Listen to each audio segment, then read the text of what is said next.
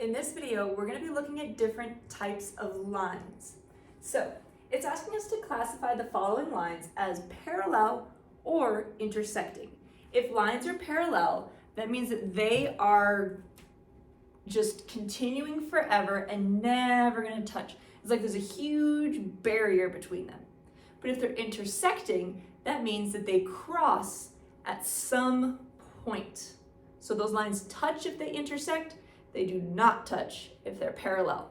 So these lines, if they continue forever, would they ever touch?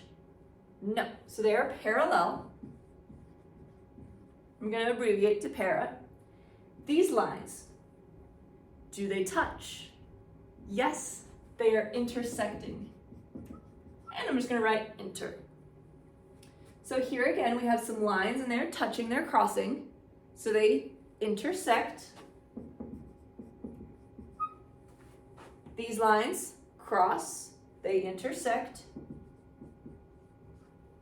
These lines, if they continue forever, would never touch. They're parallel. And these lines cross at a point, so they're intersecting.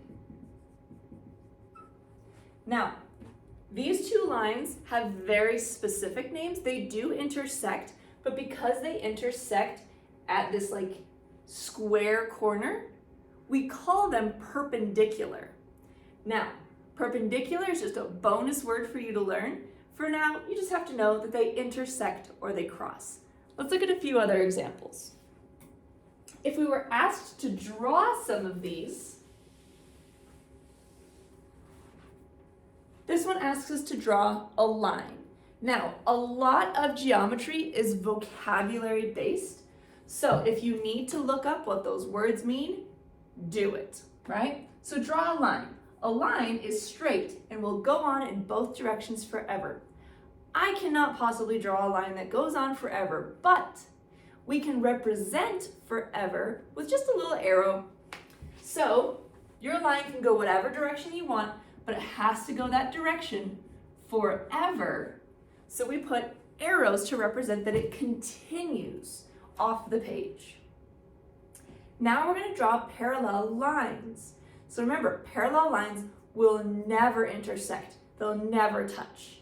So I'm going to make one line here